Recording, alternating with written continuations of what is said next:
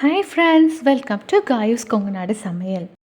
இன்றைக்கி என்ன பார்க்க போகிறோன்னா, மோர்களிங்கிற ரெசிபி தான் பார்க்க போகிறோம். இது வந்து எங்கள் மதர்-இன்-லா தான் செஞ்சு காமிக்க போகிறாங்க. ஒரு தடவை எனக்கு செஞ்சு கொடுத்தாங்க, ரொம்ப டேஸ்டியாக இருந்தது.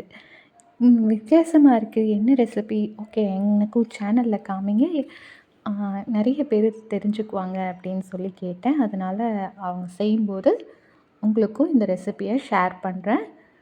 ட்ரை பண்ணி பாருங்கள், உங்களுக்கும் ரொம்ப பிடிக்கும். வாங்க இந்த ரெசிபியை எப்படி செய்யலான்னு பார்க்கலாம். அதுக்கு முன்னாடி ஒரு பவுலில் கொஞ்சமாக ஒரு மோர் எடுத்துக்கோங்க. மோர் ஒரு 1/4 கப் அளவு எடுத்துக்கோங்க. அதில் தேவையான அளவு பெருங்காயம் ஆட் பண்ணிவிட்டு, ஒரு ஸ்பூன் அளவு பெருங்காயம் ஆட் பண்ணிவிட்டு நல்லா மிக்ஸ் பண்ணிக்கோங்க. இப்போ இன்னொரு பவுலில் 1/2 கப் அளவுக்கு புட்டு மாவு எடுத்துக்கோங்க. இப்போ புட்டு மாவுக்கு தேவையான அளவு சால்ட் ஆட் பண்ணிவிட்டு, அப்புறம் அந்த மோர் ஆட் பண்ணிக்கலாம். பெருங்காயம் போட்டிருந்தோம் இல்லைங்களா, அந்த மோரை ஆட் பண்ணிக்கலாம். மோர் ஆட் பண்ணிவிட்டு இந்த கன்சிஸ்டன்சிக்கு பிசைஞ்சு வச்சுக்கோங்க. புட்டுக்கு மாவு பிசைவோம்ல, அந்த மாதிரியே தான் இந்த கன்சிஸ்டன்சியில் தான் இருக்கணும். அப்போ தான் ரொம்ப டேஸ்டியாக இருக்கும், பார்த்துக்கோங்க. இப்போது ஒரு பேனில் கொஞ்சமாக நல்லெண்ணெய் ஆட் பண்ணிக்கோங்க. நல்லெண்ணெய் தான் ஆட் பண்ணணும், அப்போ தான் நல்லாயிருக்கும். அதில் கடுகு ஆட் பண்ணுறாங்க, அதுக்கப்புறம் உளுந்து ஆட் பண்ணுறாங்க, அதுக்கப்புறம் மோர் மிளகாய் ஆட் பண்ணுவாங்க. மோர் மிளகாய் தான் ரொம்ப டேஸ்டியாக இருக்கும். கருவேப்பிலை, மோர் மிளகாய் இதெல்லாம் ஆட் பண்ணிவிட்டு அந்த புட்டு மாவை ஆட் பண்ணுறாங்க. புட்டு மாவை ஆட் பண்ணிவிட்டு நல்லா மிக்ஸ் பண்ணிக்கோங்க. நம்ம ஏற்கனவே உப்பு போட்டுட்டோம், ஸோ இப்போ உப்பு எதுவும் தேவையில்லை. இதை நல்லா மிக்ஸ் பண்ணிக்கலாம். அப்புறம் மீதி இருக்க மோரை ஆட் பண்ணிக்கோங்க.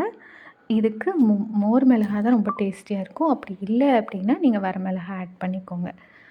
இப்போது மிச்சம் இருக்க மோரையும் இதில் ஆட் பண்ணிக்கலாம். இது நல்லா வேகணும், நல்லா வேக வைங்க. நல்லா மிக்ஸ் பண்ணிவிட்டு நீங்கள் ஒரு மூடி போட்டு கூட வேக வைக்கலாம். வெந்ததுக்கப்புறம் தான் இது சாப்பிடணும். ஸோ நல்லா வேக வச்சுக்கோங்க. சிம்மில் கலக்கியே வேகட்டும். அவ்வளோதான், நம்மளோட புட்டு மாவு வச்சு மோர்களி ரெடி ஆயிடுச்சு. இந்த ரெசிபியை ட்ரை பண்ணி பார்த்துட்டு எப்படி இருந்ததுன்னு கமெண்ட் பாக்ஸில் கமெண்ட் பண்ணுங்கள். ரொம்ப டேஸ்டியான பிரேக்ஃபாஸ்ட், சிம்பிளான பிரேக்ஃபாஸ்ட்டு செஞ்சு பார்த்துட்டு மறக்காமல் கமெண்ட் பண்ணுங்கள். இதுக்கு தேங்காய் சட்னி ஒரு நல்ல காம்பினேஷன். இந்த ரெசிபி ட்ரை பண்ணி பார்த்துட்டு மறக்காமல் கமெண்ட் பண்ணுங்கள். இனி இன்ட்ரெஸ்டிங்கான நிறைய ரெசிபீஸோடு உங்களை நான் சந்திக்கிறேன். Tata bye friends, Kayu's Kongunadu சமையல். இந்த வீடியோ உங்களுக்கு பிடிச்சிருந்ததுன்னா லைக் பண்ணுங்கள், ஷேர் பண்ணுங்கள், சப்ஸ்கிரைப் பண்ணுங்கள். இதே மாதிரி இந்த உப்புமாவை சூடாக சாப்பிடுங்க. அது மோர் மிளகாயோடு சாப்பிடும்போது சூப்பராக இருக்கும், ரொம்ப டேஸ்டியாக இருக்கும். மறக்காமல் செஞ்சு பார்த்துட்டு சொல்லுங்கள். தேங்க்யூ, தேங்க்ஸ் ஃபார் வாட்சிங்.